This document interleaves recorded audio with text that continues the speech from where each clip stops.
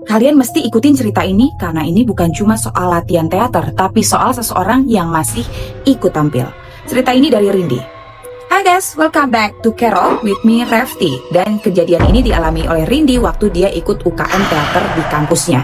Jadi di UKM itu ada satu kepercayaan yang selalu diulang oleh seniornya. Kalau kalian latihan lewat jam 12 malam, jangan pernah ngerasa jumlah kalian tetap. Karena katanya selalu ada satu pemain tambahan. Awalnya Rindy dan teman-temannya nganggep itu cuma cerita lama ya.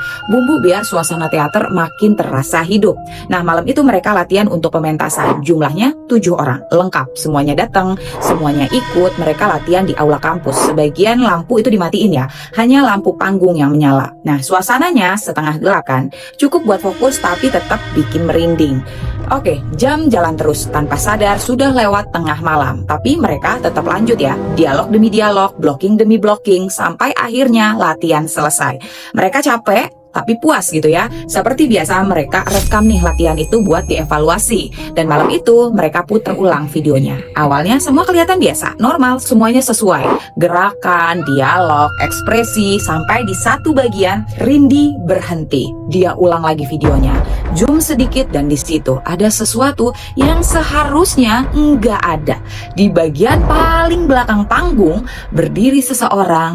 Dia nggak ikut dialog, nggak ikut gerak, hanya berdiri guys. Mereka langsung hitung 1, 2, 3 sampai 7. Semuanya ada.